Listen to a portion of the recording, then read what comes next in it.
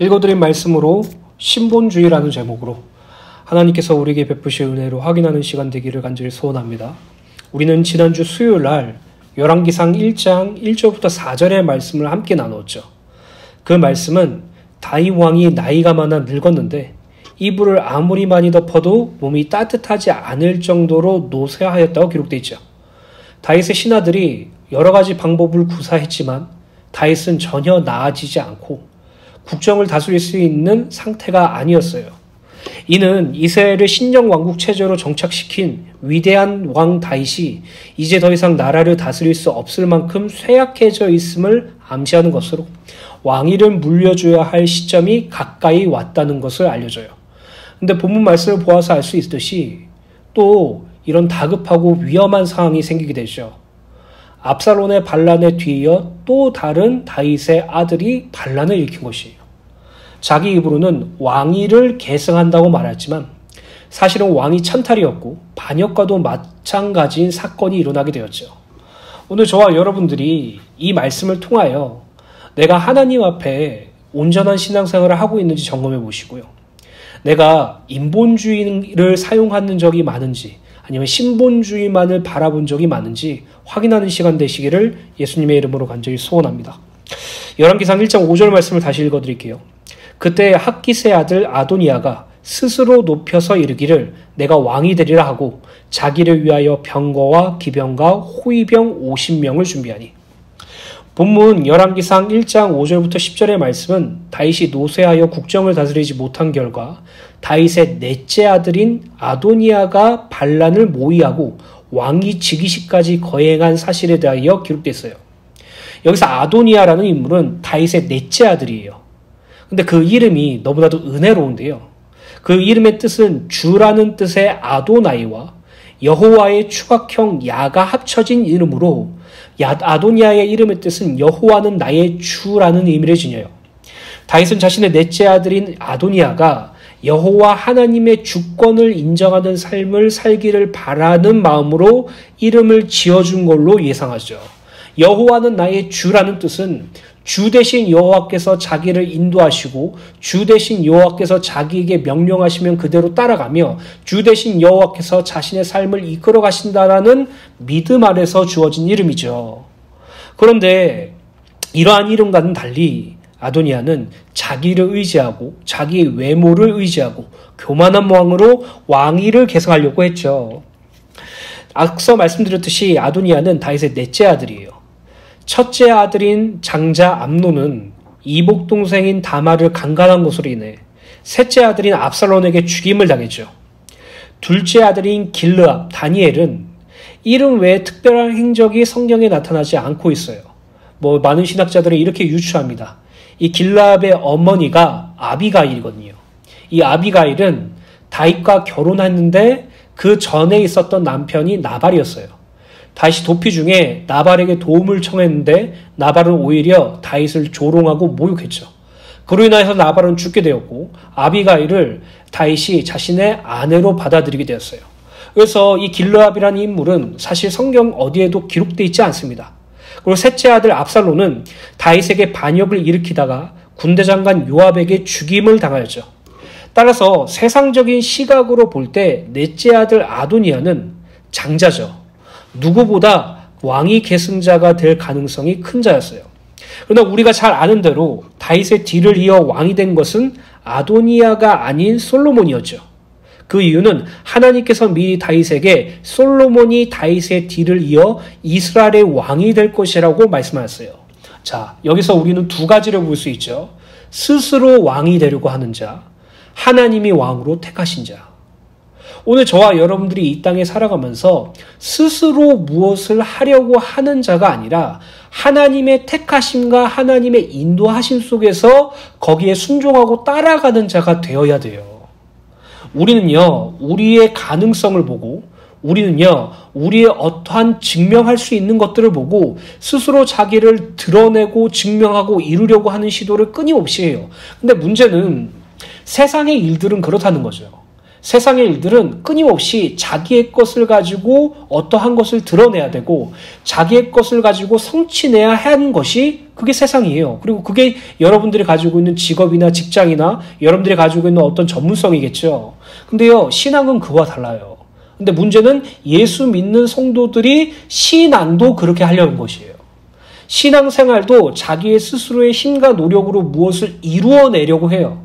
자기의 업적을 드러내기 위해서, 자기의 어떤 칭찬을 드러내기 위해서, 자기 자신을 증명하기 위해서 자기의 열심과 노력을 가미해서 그것으로 말미암아 자기의 신앙과 믿음을 보여주려고 하죠. 근데 그것은요, 철저하게 틀린 거예요. 그래서 하나님께서는 성경을 통해서 반복적으로 말씀하시는 게 너희들이 구원받은 것은 나의 사랑과 은혜 때문이야. 너희들이 구원을 받게 될 결정적인 은혜는 믿음 때문이야. 너희들이 이 땅에서 살아가면서 살아야 될 삶은 예수를 믿는 믿음이야. 너희들이 이 땅에서 마지막에 승리하는, 이 땅에서 승리자의 삶을 사는 것도 예수를 믿는 믿음 안에서야 라고 반복적으로 말하고 있거든요. 하나님은 단 한 번도 우리에게 우리 스스로의 열심과 노력을 요구하신 적도 없고 우리의 공로나 우리의 업적을 제시하라고 말씀하신 적도 없어요. 하나님은 과거로부터 지금까지 딱 하나만 요구하세요. 믿음만 요구하세요.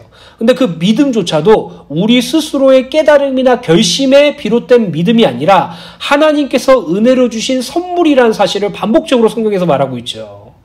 오늘 저와 여러분들이 나 스스로 무엇을 이룰 수 있다라는 마음가짐을 신앙이랑 같이 적용시켜버리면요, 그것만큼 위험한 신앙이 없어요. 그것만큼 그릇된 신앙이 없어요.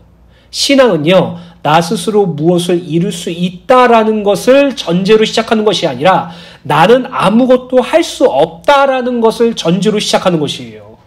내가 스스로 무엇을 할 수 있다라는 전제로 신앙을 시작하면요, 여러분들 안에 계신 성령 하나님 필요가 없어요. 여러분들과 연합하신 그리스도 예수도 필요 없어요. 여러분들과 함께 하신 하나님도 필요 없어요. 그분들은 그냥 나의 공로와 나의 증명을 바라봐 줄 수 있는 도구에 불과하죠. 근데 반대로 나는 주님을 떠나서 아무것도 할 수 없다라는 전제하에 신앙생활하는 자는 내 안에 계신 성령 하나님의 은성을 듣길 간절히 소원해요. 그분을 통해서 하나님의 뜻을 알기 정말로 원하겠죠. 그리스도 예수께서 나를 살아주셔야지만이 가능하다는 걸 절절하게 깨닫겠죠. 하나님께서 나를 도와주시지 않으면, 하나님께서 나와 함께 해주시지 않으면 나는 철저하게 아무것도 할 수 없다는 걸 깨닫는 것이 자기를 부인하고 자기 십자가를 지고 예수를 쫓는 것이에요. 오늘 내 힘과 내 노력을 의지하는 자가 아니라 하나님을 의지하고 하나님을 바라보는 자가 되시기를 간절히 소원합니다. 사무엘하 12장 24절부터 25절에 보면 하나님께서는 이미 솔로몬이 태어날 때부터 그를 사랑하는 자라고 칭하셨고 그를 왕으로 세우실 것이라고 말씀하시죠. 다윗이 그의 아내 밧세바를 위로하고 그에게 들어가 그와 동침하였더니 그가 아들을 낳음에 그의 이름을 솔로몬이라 하니라. 여호와께서 그를 사랑하사 선지자 나단을 통해 그의 이름을 여디디아라 하시니 이는 여호와께서 사랑하셨기 때문이라. 그의 탄생과 그의 시작부터 하나님의 사랑을 입은 존재라는 것을 기록되어 있어요. 그뿐만 아니라 역대상 22장 9절부터 10절에 보면 보라, 한 아들이 내게서 나리니 그는 온순한 사람이라. 내가 그로 주변 모든 대적에게서 평온을 얻게 하리라. 그의 이름을 솔로몬이나 하리니 이는 내가 그의 생전에 평안과 안일함을 이스라엘에게 줄 것임이라. 그가 내 이름을 위하여 성전을 건축할지라. 그는 내 아들이 되고 나는 그의 아버지가 되어 그 나라 왕위를 이스라엘 위에 굳게 세워 영원까지 이르게 하리라 하셨나니. 이미 하나님께서는 다윗의 다음 왕으로 솔로몬을 정하셨어요. 이미 다윗은 성전 건축 준비를 하면서 이스라엘 백성들과 방백들과 솔로몬에게 반복적으로 말했죠. 하나님께서 내 뒤를 이어 솔로몬을 왕으로 세웠고 그 솔로몬이 하나님의 성전을 건축할 것이라는 사실을 반복적으로 역대상 22장부터 29장까지 항상 그 말씀을 전했어요. 우리는 다윗의 마지막 사역이라는 제목을 통해서 분명히 알고 있죠. 이처럼 이스라엘의 모든 백성들, 이스라엘의 다윗의 모든 신하들은 다윗의 뒤를 이어 솔로몬이 될 것이라는 사실을 분명히 알고 있었다는 것이죠. 이렇게 다윗의 후계자는 솔로몬의 출생과 더불어 이미 정해 있었던 것이 사실이에요. 그러나 문제라고 말할 수 있다면 다윗이 공식적으로 솔로몬을 자신의 후계자로 지목하지 않은 것에 있어요.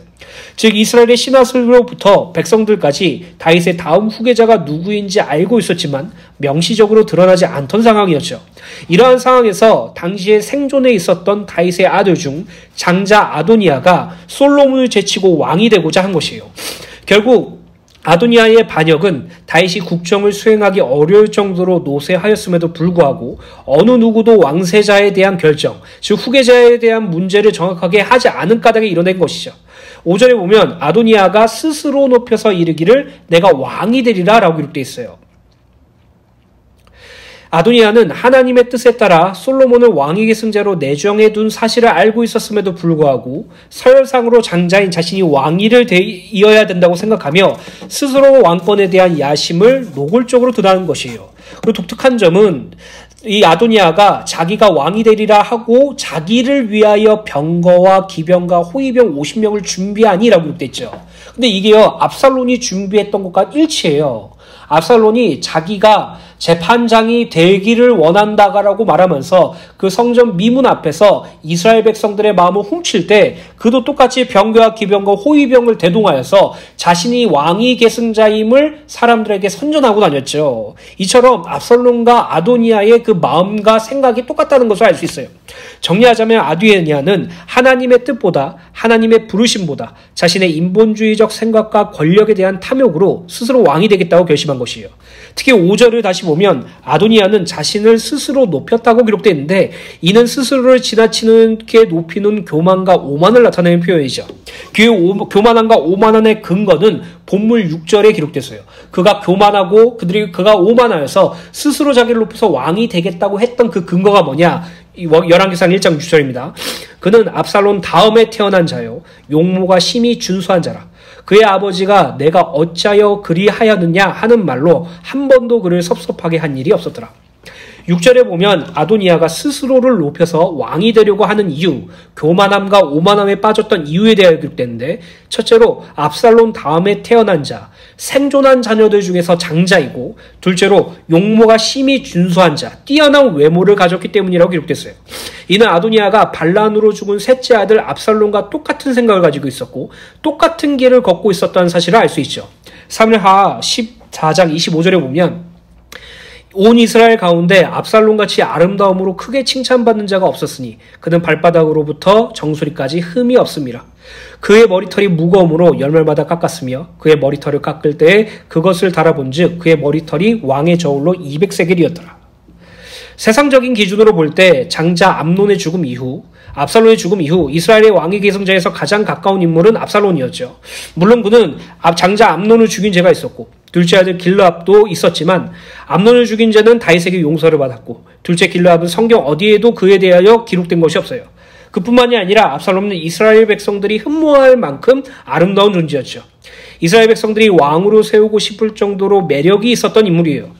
즉 반역을 일으키다가 죽은 압살롬과 지금 반역을 일으킨 아도니아는 공통된 것이 있는데 이는 자기 자신에 대한 자신감, 자기에게서 생성된 것을 근거로 하여서 스스로를 높여 이스라엘의 왕이 되려고 했던 것이죠. 그러나 기억해야 할 것은 이스라엘은 신정왕국이죠.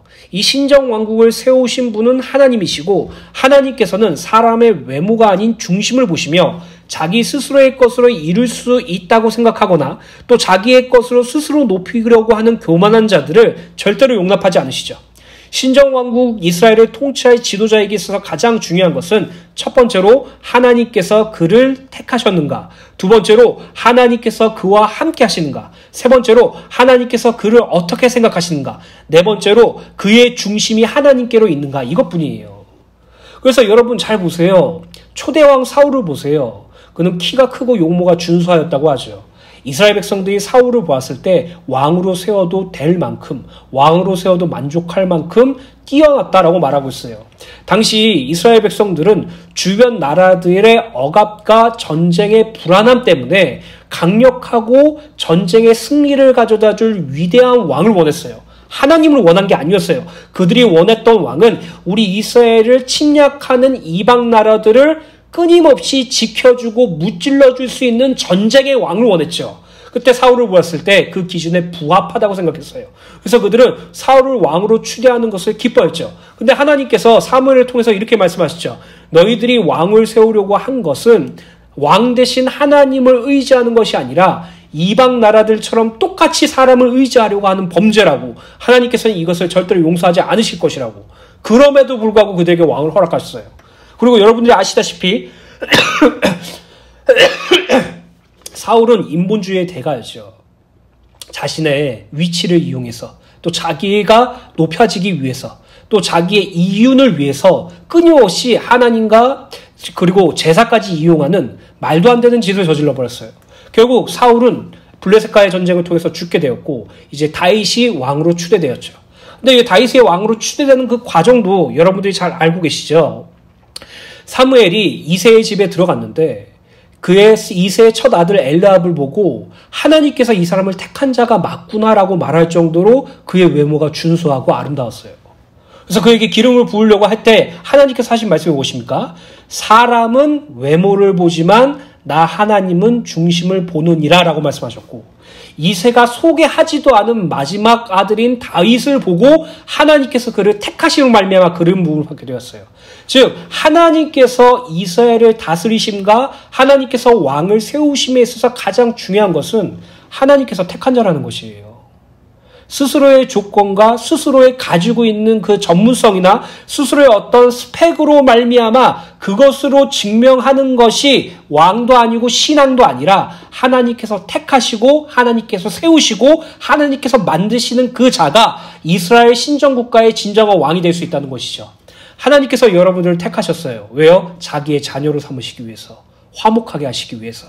이제는 죄로 말미암아 사망이라는 죄를 짊어진 인간들을 그리스도 예수로 보혈로 용서하셔서 화목하게 됨으로 말미암아 하나님의 자녀와 하나님의 대언자가 될 수 있는 그 축복을 하기 위해서. 그래서 하나님께서는 그리스도 예수의 십자가 대속을 통해서 우리를 당신의 자녀로 삼으셨어요.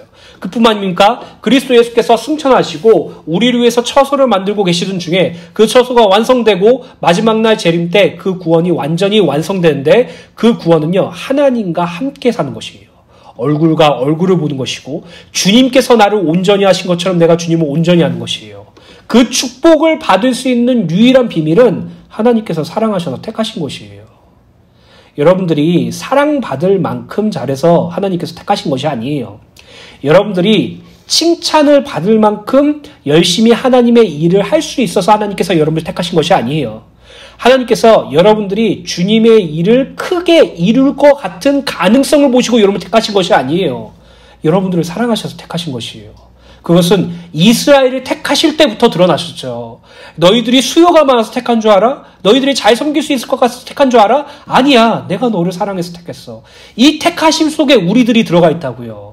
근데 우리들은 이 택하심 속에 들어가 있는데 이 하나님의 사랑과 은혜를 충분히 받은 것을 알고 있음에도 불구하고 우리는 우리 스스로가 가지고 있는 그 어떠한 것으로 하나님께 보여드리려고 해요. 하나님, 제 실력을 보세요. 하나님, 제 공로를 보세요. 하나님, 제 업적을 보세요. 하나님, 이것을 통해서 제가 하나님께 영광 돌렸어요. 자기가 가지고 있는 것, 자기가 이룰 수 있는 것, 자기가 성취할 수 있는 것을 꼭 붙잡고 그것을 가지고 하나님께 영광 돌릴 수 있다고 생각해요. 그러면서 사실 속으로는 이렇게 생각하죠. 입으로는 하나님께 영광 돌린다고 말하지만 자기 영광을 드러내죠.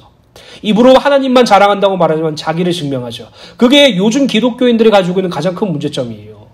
내 힘으로 할 수 있으면 동기부여가 충분히 되는데 너는 아무것도 할 수 없어. 너는 오직 예수님만 필요해 라고 하면 힘 빠져요. 여러분, 네 힘과 네 노력으로 할 수 있다라는 사실에 절망하는 것이 올바른 신앙생활이고요. 너는 그리스도 예수를 떠나서 아무것도 할 수 없다라는 그 고백이 진실한 고백이에요. 지금 우리는요, 신앙을 정말 거꾸로 하고 있어요. 여러분들의 신앙을 한번 점검해 보시기를 간절히 소원합니다.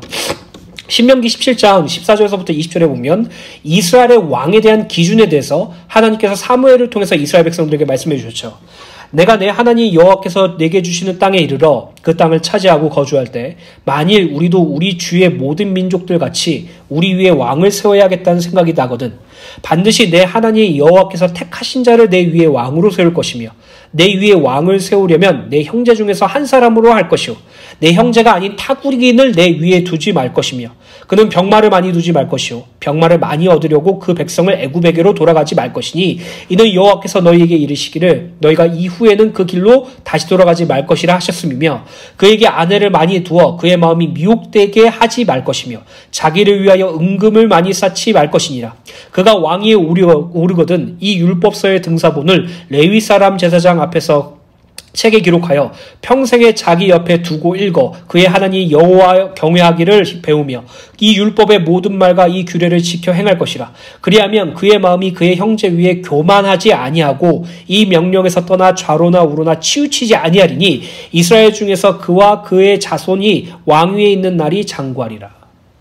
하나님께서 왕에 대한 기준에 대해서 분명히 말씀하셨어요. 가장 첫 번째가 뭐였죠? 하나님께서 택하신 자. 근데 아도니아는 스스로 왕이 되려고 했죠. 왜요?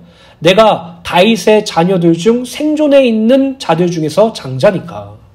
내가 압살롬은 지금 없기 때문에 내가 왕으로 보일 정도로 외모가 뛰어나고 훈마하니까. 사람들이 그렇게 생각하고 좋아하니까. 실제로 압살롬과 똑같은 상황이 생겨요.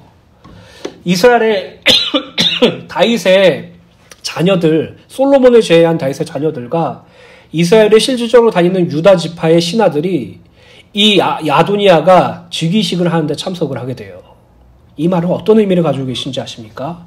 이들도 하나님의 뜻에 관심이 없다는 것이에요. 하나님의 계획과 하나님의 열심에 대해서 관심이 없어요. 그냥 내가 좋으면 돼. 내가 볼 때 이게 정답이야. 내가 볼 때 이게 맞아. 하나님의 뜻, 하나님의 계획, 그건 일단 상관없어. 일단 내 계획과 내 뜻과 내 좋은 것에 맞아야 돼 라고 말하는 것이에요. 이미 신정국가라고 말할 수 없을 정도로 참담한 삶을 행하게 되는 것이죠. 결국 다윗은 제가 개인적으로 볼 때 위대한 왕은 맞아요. 근데요, 위대한 아버지는 못 되는 것 같아요. 자녀들을 말씀으로 훈계하지도 않았어요. 자녀들을 올바로 가르쳐주지도 않았어요. 자녀들에게 말씀을 심어주지도 않았어요. 그냥 그는 자식 농사에 실패했다고 볼 수도 있겠죠. 오늘 저와 여러분들이 이 땅에 살아가면서 여러분들의 가족들을 위해서 기도하는 은혜가 있게 되시길 간절히 소원합니다. 외모가 좋고 스펙이 좋고 학벌이 좋아도 하나님을 모르면 정말 심각한 문제고요. 하나님을 아는데 하나님을 의지할 줄 모르면 세상에서 가장 불행한 삶을 살 거예요. 이것을 마음에 새기시길 간절히 소원합니다. 계속해서 열왕기상 1장 7절부터 8절입니다. 아도니아가 수랴의 아들 요압과 제사장 아비아달과 모이하니 그들이 따르고 도우나 제사장 사독과 여호와다의 아들 분야와 선지자 나단과 시므이와 레이와 다윗의 용사들은 아도니아와 같이 아니하였더라. 7절에 보면 우리에게 익숙한 두 인물이 나오죠.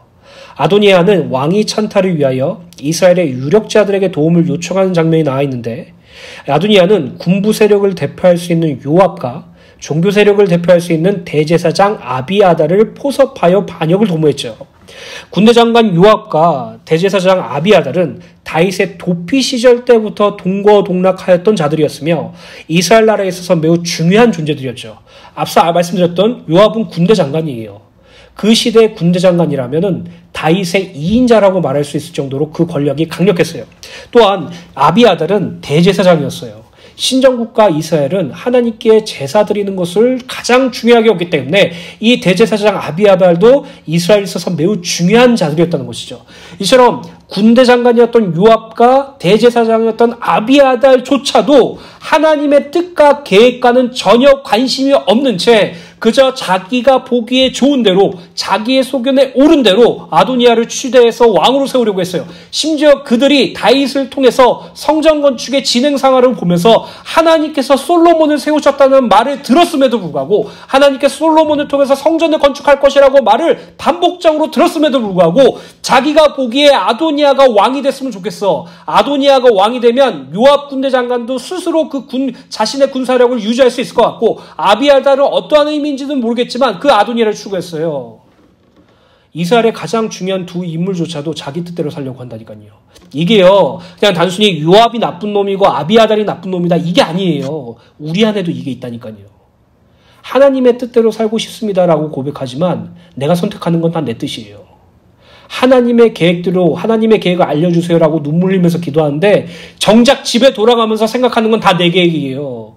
이게 인간의 어쩔 수 없는 연약함이라니까요. 근데 우리는 그 연약함을 통해서 괴로워하고 하나님께 도움을 구해야 된다는 생각을 전혀 하지 못해요. 아무런 문제의식이 없어. 내가 주님이 필요하다는 것에 대한 생각이 없어. 그냥 주님이 나의 필요야. 그냥 내 도움을 해주셔야 되는 분이야. 이렇게만 생각하고 있죠. 오늘 저와 여러분들의 신앙이 정말 많이 점검해 보시고 기도하셔야 돼요. 그리고 우리는 정말로 하나님께 회개 많이 해야 돼요. 말씀을 통해서 나를 조명할 때 우리 안에 있는 어둠이 수없이 발견되는데 우리는 그 어둠을 눈 가리고만 있어요. 아무것도 아닌 것처럼 보고 있어요. 거기에 반응하고 고통스러워하고 하나님의 은혜를 구해야 되지 우리는 아무렇지도 않게 보고 있다니까. 그냥 긍정적인 거, 그냥 동기부여 될 만한 거, 그런 것만 붙잡고 신앙생활을 제대로 하고 있다고 생각을 하죠. 여러분, 저번에도 말씀드렸죠. 신앙생활은요, 사람 앞에서 하는 게 아니에요. 하나님과 1대1의 관계예요. 하나님 앞에서 하는 것이에요. 하나님은요, 하나님 앞에서 숨길 수 있는 건 단 하나도 없어요. 근데 여러분들이 하나님 앞에 섰을 때, 하나님의 말씀 위에 여러분들이 섰을 때, 그냥 여러분들이 마냥 좋고 기쁘고 열심히 하고 힘내자 이렇게만 끝낼 수 있을 것 같아요? 아니요. 여러분들의 전부를 하신 하나님이 여러분들과 지금 함께 하시고 여러분들의 신앙과 믿음을 보고 계시는데 아무렇지도 않고 그냥 긍정적인 게 전부라고요? 여러분들 신앙을요, 입체적으로 인격적으로 하시길 간절히 소원합니다. 요압은 다윗의 조카로서 특유의 탁월한 군사력으로 군사적 능력을 발휘해 여러 전쟁에 지휘하여 승리했던 존재죠. 암몬 자손의 랍바성을 포위하여 공격하여서 승리했던 업적도 있고요. 압살론의 반역과 세바의 반란을 효과적으로 진화했던 전적도 있었어요. 이러한 혁혁한 공을 세우기는 했지만 그는 철저한 인본주의자였죠. 자신의 이익을 위하여 무죄한 자의 피를 흘리는데 주저하지 않는 잔인한 자로 과거 사울의 아들 이스보셋과 함께했던 군대장관 아브넬과 압살론의 군대장관이었던 아마사를 자기의 영달과 자기의 위치를 보호하기 위하여 죽였죠. 이러한 요압은 하나님의 뜻과 계획하심으로 택함을 받은 솔로몬보다는 야심이 있고 누가 봐도 왕으로서 적합한 준수한 용모를 가진 아도니아의 편에 가담하여 다윗 사후에서도 계속 권세를 확보하려고 했죠. 이처럼 요압은 하나님의 뜻과 다윗의 바람과는 상관없이 자기의 정치적인 실리, 자기의 이득을 쫓아 아도니아의 반란에 가담으로써 자신의 인본주의적 성향을 여실히 드러내고 있어요. 또한 제사장 아비아달은 과거 사울이 왕이었을 당시 그 아비아달의 아버지인 대제사장 아히멜렉이 있었는데요. 이 아히멜렉이 다윗의 도피를 도와준 적이 있었어요. 그것을 빌미로 사울왕이 아히멜렉과 그의 가족들과 그가 속해 있는 제사장들을 죽이는 끔찍한 사건이 있었죠. 아비아달은 아히멜렉 가문에서 살아남은 유일한 생존자로서 하나님께서 허락하신 그 에봇을 가지고 다윗에게 도피했던 자였어요. 그 후 아비아달은 다윗이 왕위에 올랐을 때 사독과 더불어 대제사장의 직무를 수행하였으며 압살론이 다윗을 반역할 때에도 사독과 함께 하나님의 언약궤를 메고 다윗을 따를 정도로 충성스러운 인물이었죠. 이랬던 대제사장 아비아달이 하나님의 뜻을 묻지도 않고 하나님의 계획을 분별하지도 않고 인간적인 판단으로 아도니아를 지지했던 것이에요. 사실 요압은 이해가 돼요. 근데 아비아달도 이러한 선택을 했다는 게 조금 의외더라고요. 대제사장인데. 하나님의 뜻을 묻는 하나님께 제사를 드리는 자인데 자신의 이윤과 이득을 위해서 하나님의 뜻과 계획을 저버린다는 게 너무나도 좀 신기하기도 하고 왜 이해가 안 되기도 했어요. 근데요, 이게 모든 사람이 가지고 있는 마음이에요.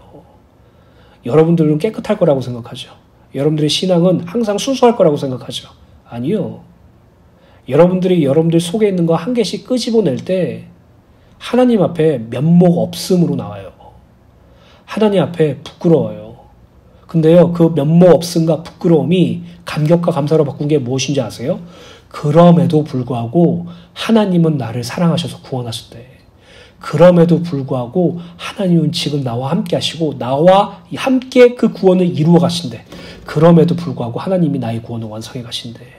나는 늘 불신앙인데 내 안에는 어둠밖에 없는데 나는 요압처럼 아비아달처럼 늘 내 개인의 이득과 나의 영달을 위해서 사는데 그럼에도 불구하고 하나님은 나를 끝까지 포기하지 않으시고 하나님의 뜻대로 사는 자로 하나님을 위하여 사는 자로 바뀌게 하시는데 나를 자라게 해주신대. 이게 우리에 있어서 참된 소망이고 참된 기쁨이에요. 그런 자들은요 하나님만 바라봐요. 하나님께 소망을 품어요. 내가 실수해서 부끄럽고 힘들고 뭐 쪽팔리고 이런 거 없어요. 하나님께서 나를 도와주시지 않으면 안 돼요로 그걸 결론이 나죠. 오늘 저와 여러분들이 이 땅에 살면서 날마다 자기를 부인하는 신앙을 하게 되시기를 예수님의 이름으로 간절히 소원합니다. 여러분, 교회 성도들에게 있어서 딱 두 가지 사건만 들어가면은 그 사람의 신앙이 확실하게 드러나요. 극단적으로 어려움이 찾아올 때랑 극단적으로 잘 될 때. 그 두 가지가 그 사람의 신앙과 그 사람의 민낯을 보여줘요. 극단적인 어려움에 빠질 때 그 사람이 정말로 하나님만 의지하고 바라보고 섬기는지 아니면 정말 자기들의 배만 섬기고 있는지 진짜 나와요. 그 사람이 진짜 말도 안 되게 성공했을 때 그 사람이 정말 하나님만 자랑하고 하나님만 영광 돌리는지 자기를 증명하고 자기 영광을 돌리는지 자기 배를 섬기는지 하나님을 섬기는지 정말 드러난다고요. 오늘 저와 여러분들이 어려움과 문제 가운데 처해 있다면 또는 여러분들이 좋은 기회와 성공의 자리에 처해 있다면 여러분들의 신앙의 근거와 근본이 지금 어디 있는지 확인하셔야 돼요. 지금 내가 예수를 믿는 게 내 배를 섬기기 위해서 내 기쁨과 내 행복과 내 성공을 위해서 예수를 믿는 건지 아니면 정말 하나님을 사랑해서인지 오늘 저와 여러분들이 자기들의 배를 섬기는 자가 아니라 오직 하나님만 섬기는 은혜가 있게 되시길 간절히 소원합니다. 로마서 16장 17절부터 20절입니다. 형제들아 내가 너희를 권하노니 너희가 배운 교훈을 거슬러 분쟁을 일으키거나 거치게 하는 자들을 살피고 그들에게서 떠나라. 이 같은 자들은 우리 주 그리스도를 섬기지 아니하고 다만 자기들의 배만 섬기나니 교활한 말과 아첨하는 말로 순진한 자들의 마음을 미혹하느니라. 너희의 순종함이 모든 사람에게 들리는지라. 그러므로 내가 너희로 말미암아 기뻐하노니 너희가 선한데 지혜롭고 악한데 미련하기를 원하노라. 평강의 하나님께서 속히 사탄은 너희 발 아래에서 상하게 하시리라. 우리 주 예수의 은혜가 너희에게 있을지어다. 아멘. 결론입니다. 열왕기상 1장 9절부터 10절입니다. 아도니아가 에노로겔 근방 소엘렛 바위 곁에서 양과 소와 살찐 송아지를 잡고 왕자 곧 자기의 모든 동생과 왕의 신하된 유다 모든 사람들을 다 청하였으나 선지자 나단과 브나야와 용사들과 자기 동생 솔로몬을 청하지 아니하였더라. 9절에 아도니아는 자기의 즉위식의 모든 동생과 왕의 신하된 유다 모든 사람들을 청하였다고 기록되어 있죠. 여기서 즉위식의 초청을 받고 참석됐다는 것은 아도니아의 등극을 지원하며 인정한다라는 의미를 지녀요. 다윗에게는 아도니아를 포함하여 약 16명가량 되는 생존하는 아들이 있었고 왕의 신하된 유다 사람들이랑 다윗의 대신으로서 실질적으로 정치에 상당한 영향력을 행사했던 존재들이에요. 이들이 아도니아의 즉위식에 참석했다는 것은 상당히 심각한 사건인데 그 이유는 이스라엘은 하나님께서 다스리는 신정국가이기 때문이에요. 즉 그들은 왕위 계승에 있어서 하나님의 뜻을 구하기보다는 고대 근동에서 일반적으로 행해지던 대로 왕자 중 서열이 높고 인물이 출중한 아도니아를 왕으로 세례한 것이죠. 정리하자면 아도니아와 군대장관 요압, 대제사장 아비아달, 그리고 아도니아를 동조하는 왕자들과 신하들은 하나님을 경외하고 섬기며 나라를 다스리려고 하는 신본주의가 아닌 세사적 기준과 자기의 영달을 충족하고자 하는 인본주의적 성향이 팽배했다는 것을 드러냈기 때문이에요. 결국 하나님께서는 이 사건을 통해서 인본주의 사용하는 자를 다 쳐버리시고 하나님만 의지하는 자를 통해서 다시 왕국을 세우세요. 이게 심각한 문제인 것처럼 보이지만 하나님에게서는 알곡과 가라지를 걸어내는 하나님의 작업이셨던 것이죠.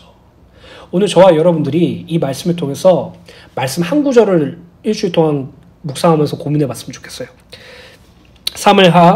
사사기서 21장 25절 말씀입니다.